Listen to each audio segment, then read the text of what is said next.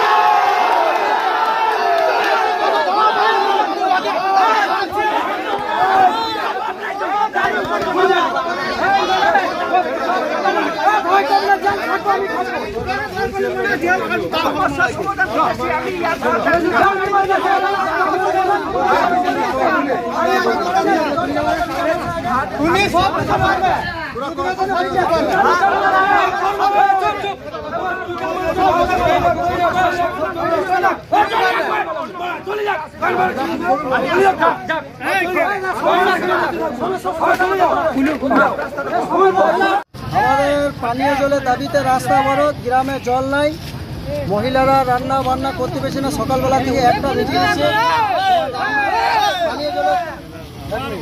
পানীয় জলের খুবই অসুবিধা, এমনকি শিশু বাচ্চারা, স্কুল পড়ুয়ারা পানির অভাবে মৃত্যুর সঙ্গে পাঞ্জা লড়তে হচ্ছে। পানির এমন একটি ভয়াবহ অবস্থা রাঙামাটি গ্রামে যে আমাদের বাইরে থেকে কাজের কর্ম থেকে এসে পথে খাবার জলটুকুও আমরা পাই না। এমনকি মহিলারা রান্না করার জল পেয়েছে না, দিন রাত 1টা-2টো বেজে গেছে শুধু জল তুলতে, রান্না করার সময় নেই। আগে কি জলের অবস্থা অসুবিধা ছিল এরকম? আগে ঠিক ছিল, এবার যেদিন থেকে নতুন ঠিকাদার নতুন পাইপ লাইন করা শুরু করেছে, সেই ঠিকাদার এখনও অবধি আমাদের গ্রামে জলের কোনো পাইপ লাইনের কাজ মানে কি বলবো আনকমপ্লিট রেখে দিয়েছে। সেই কারণে আমরা পদে বদল দেখেছি, এখনও অবধি কমপ্লিট করছে না। যা কিছু বলছি তোমাদের গ্রামের পঞ্চায়েতকে বলো দাও, পঞ্চায়েতের সঙ্গে কথা হয়েছে। পঞ্চায়েতে বলাতে পঞ্চায়েত কি বলছে? পঞ্চায়েত প্রধান এমনকি আমরা আরও বিডিও অফিসেও জানিয়েছি, কোনো কথা হয়নি। তাই আমরা আন্দোলনে এসেছি। এই আন্দোলনের দ্বারাতে যদি পানীয় জলের সুবিধা হয় তো ভালো কথা, না যাচ্ছে বৃহত্তর আন্দোলনে যাব। আর এর সাথে সাথে আমাদের জলের ট্যাঙ্কিটা আছে মাদাইগঞ্জে, এই মাদাইগঞ্জ থেকে রাঙামাটি এবং শ্রীকৃষ্ণপুর গৌরবাজার যেতে যতটাই রাস্তা আছে, আমাদের রাস্তা খুবই অশোচনীয়, মানে অবস্থা খুবই খারাপ। কেন? মানে অতিরিক্ত মাত্রা, মানে প্রচুর মাত্রায় মানে ভারী গাড়ি বেরোচ্ছে, 10 টাকা 15 টাকা এই গাড়িগুলো এই রাস্তায় যাতায়াত করছে। গাড়িতে কি পড়ুয়াদের অসুবিধা হচ্ছে? গাড়িতে কি লোড থাকছে? গাড়িতে বেশিরভাগ বালি আসছে, 10 টন 20 টন করে বালি বেরোচ্ছে। 10 টনের capacity 70 ton 80 ton 70 ton 80 ton করে বালি বেরোচ্ছে। সেটা আমাদের স্কুল পড়ুয়ারা ছাত্রছাত্রীদের তোমার বেরোতে অসুবিধা হচ্ছে, এমনকি আমাদের রাস্তাগুলো বরবাদ হয়ে যাচ্ছে। তোমার নাম? তোমার নাম? আমার নাম ইসমাইল আসলাম। এর জন্য অবরোধ হয়ে যায়। এই জলের জন্য জল গ্রামের মানুষ জল পাচ্ছে না খেতে। কতদিন ধরে অবরোধ চলছে? এটা প্রায় 1.5 বছর চলছে এরকম ভাব। সরকার আমাদের বলছে এরকম জল ট্যাঙ্কি খারাপ, মেশিন খারাপ, পাম্প খারাপ, এরকম বলছে আমাদের। এছাড়া জল যে ট্যাঙ্কিতে পাওয়া যায় নেই, এর তো জল দপ্তর বলছে ট্যাঙ্কিতে জল নেই। তোমাদের বক্তব্য কি জল এলেই জল বিক্রি করছি, জল ট্যাঙ্কির দুটোর সময় জল বিক্রি করে এখানে ট্রাক্টর করে ট্যাঙ্কি লোড বিক্রি করছে এরা। কে বিক্রি করছে? এই যারা মানে পঞ্চায়েত লোকরা, পঞ্চায়েতে যারা আছে এখানে বা যারা ট্যাঙ্কিতে যারা কাজ করে তারাই জল বিক্রি করছে এখানে। রাতের বেলাতে রাত 2টোর সময় জল বিক্রি হয়, জল পাচ্ছে আমাদের তো পাশে গ্রামে ঘর বেটে আমরা সব খবর পাচ্ছি যে এখানে রাত 2টোর সময় জল বিক্রি হয়। কিভাবে জল বিক্রি হয়? ট্রাক্টরে জল বিক্রি হচ্ছে, ট্যাঙ্কিতে জল যাচ্ছে, ট্যাঙ্কি গাড়ি যাচ্ছে, আর আমরা খাবার জন্য জল পেয়েছি না। মানুষরা খাওয়ার জন্য জল পাচ্ছি না, পুকুর থেকে ওই কুয়ো থেকে জল তুলে খেতে হচ্ছে। মেয়েরা আবার রাস্তাতে যে মতো জল আনছে। আমাদের সামান্য রোজা মাস গেল, রোজা মাসে মেয়েরা জল পাচ্ছিল না, পুকুর থেকে জল নিয়ে খেয়েছিল। আর কালকে এত বড় পরব গেছে, জল পাওয়া যায় না, বহুত অসুবিধা, একবার খেতে পাইনি জল। আমাদের একটা আনন্দ যে আমাদের জল চাই, আমাদের কিছু জল চাই বাস। আমার নাম? আমার নাম শেখ বাবলু। পানীয় জলের দাবিতে পথ অবরোধ করে লাস্ট আপনার যাওয়ার পর ওরা কিছুক্ষণ বিক্ষোভ দেখায়, তারপর পথ অবরোধ তুলে নেয়। কিসের পরিপ্রেক্ষিতে পথ অবরোধ তুলে নিল বা তাদের কি ব্যবস্থা গ্রহণ করা হবে? গ্রামের জলের সমস্যার জন্য এই পথ অবরোধ। আর সমস্যাটা আমরা বিবেকভাবে আলোচনা করেছি এবং সেই আলোচনার মধ্যে আমাদের ছিল আমাদের পঞ্চায়েত সমিতির সভাপতি, ওইখানকার যিনি জেলা পরিষদের মেম্বার সুইদা, তার সাথে সাথে বিডিও সাহেব ছিলেন, আমি নিজে ব্লক সভাপতি ছিল এবং বিভিন্ন অঞ্চল সভাপতি থেকে শুরু করে গ্রামের আরও নেতৃত্ব বর্গরা ছিল এবং গ্রামবাসীরাও ছিল। এবং ওই আলোচনাতে এইটাই উঠে এসছে যে আগামী কাল থেকে সেখানে 2টো ট্যাঙ্কার দেওয়া হয়েছিল, সেখানে 4টে ট্যাঙ্কার দেওয়া হবে। আর পাইপ লাইনে যে কানেকশানের যে সমস্যাগুলো, এটা পার্টিকুলারলি শুধু রাঙামাটি নয়, আরও বিভিন্ন গ্রামেই পাইপ লাইনের কাজের দ্রুততমভাবে আরও এগিয়ে যাওয়া হয়, কাজের শুরু যেন হয়, তার সেই প্রচেষ্টা কালকে 2-1 দিনের মধ্যেই আমাদের অ্যাসিস্ট্যান্ট ইঞ্জিনিয়ারদের সাথে নিয়ে একটা বিডিও অফিসে একটা আলোচনা হওয়ার জায়গা আছে। সেখানে আশা করি আমরা এই রাঙামাটি ছাড়াও আরও যে বিভিন্ন এলাকাতে প্রায় 109টা বুথের মধ্যে যেখানে পাইপলাইনের যে সমস্যা বা জল পৌঁছানোর যে সমস্যাগুলো দাঁড়িয়েছে, সেগুলো দ্রুততমভাবে একটা সুরাহা ব্যবস্থা করবে। ওদের একটা অভিযোগ যে তারা বলছে যে জল ট্যাঙ্কি থেকে ট্যাঙ্কারের মাধ্যমে রাত 2টোর সময় জল চুরি হচ্ছে, সেদিকে আমাদের কি পদক্ষেপ থাকবে? দেখুন, আমাদের চোখের নজরে কোথাও জল চুরি হওয়ার জায়গাটা আমরা দেখতে পাইনি এবং বিডিও সাহেবেরও নজরেও কোথাও নেই। তো আমি এইটুকু বলতে পারি জল চুরি কোথাও হচ্ছে না, বা ওদের মনে হচ্ছে যেহেতু জলের সমস্যা দেখা দিয়েছে বলে এখন প্রাসঙ্গিকভাবে তাদের মনের কথাটা এই জায়গাটাতে দাঁড়িয়েছে, কারণ জলের সমস্যা সবথেকে বড় সমস্যা। সেই জন্য এমনি কিছু কথাবার্তা ওনারা বলছেন, এমনি কিছু বিবৃতি দিচ্ছে। আশা করি জল চুরি হচ্ছে না। জল সঠিকভাবে প্রতিটি গ্রাম অঞ্চলে যতগুলোই আমাদের ওভারের ট্যাঙ্ক আছে, যেমন মাদাইগঞ্জ বলুন বা লাউদা বলুন বা হেতেডোবা বলুন, সবগুলোতেই একটা সুন্দর পরিকল্পনার দ্বারাই একটা আমাদের জলের পরিবহনগুলোকে প্রতিটা গ্রাম অঞ্চলে পৌঁছানোর ব্যবস্থা চলছে। আর একটা অভিযোগ যে রাস্তা নিয়ে ওরা মুখ খুলেছিল, যে ভারী যানবাহন চলার ক্ষেত্রে রাস্তা অবস্থা খুব খারাপ। ওই রাস্তা দিয়ে স্কুলে ছোট বাচ্চা বা স্কুল পড়ুয়া থেকে সাধারণ মানুষের যাতায়াত, তার ফলে দুর্ঘটনার একটা আশঙ্কা থাকছে। সেই সাপেক্ষে তারা তুলেছিল। সেই দিকে আমাদের কি দৃষ্টান্তমূলক থাকবে?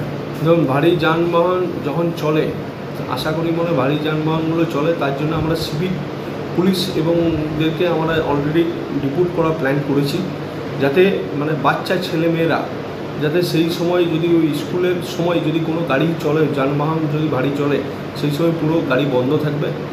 আর রাস্তার যে রাস্তাগুলো যে ভেঙে যাচ্ছে বা এই অবস্থা হচ্ছে, তার জন্য দ্রুতভাবে একটা আমরা কোনো পরিকল্পনা একটা অন্য রাস্তা ভাববো। সেই রাস্তাটা দিয়ে পরে আমরা এই বড় বড় যানবাহনগুলোকে চলাফেরা করার ব্যবস্থা করব। আর এছাড়াও সিভিক পুলিশ দ্বারাই আমরা এদিক ওদিক করে ট্রাফিকটাকে কন্ট্রোল করার ব্যবস্থা করব। নিয়ে প্রচণ্ড সমস্যার মধ্যে পড়ে আছে। কোনো জায়গায় এমার্জেন্সি গাড়ি ঢোকার মতন রাস্তা নেই।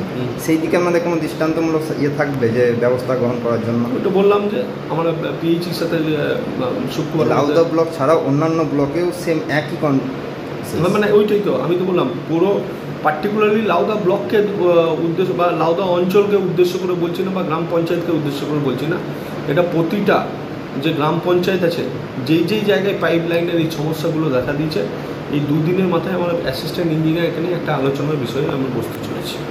এবং আমি নিজে পিএইচি ডিপার্টমেন্টেও যেতে চলেছি, তাতে একটা না একটা কোনো সুবিধা ব্যবস্থা করা হবে। আমি ওইখানে দাঁড়িয়েও পড়ে পিএইচি ডিপার্টমেন্টকে এবং আমার পঞ্চায়েত সমিতির সভাপতি উনিও পিএইচি ডিপার্টমেন্টকে তৎক্ষণাৎ ফোন করে জানিয়েছেন যে এই সিচুয়েশানটা যেটা আজকে ঘটেছে, তারা সিভিয়ারভাবে অ্যাকশন নিতে বলেছি পিএইচি ডিপার্টমেন্টকে, যাতে শীঘ্রই যেন শুরু হওয়ার জন্য ব্যবস্থা করা হয়। এই যদি সুরাহা না হয় তখন কি ব্যবস্থা গ্রহণ করবেন?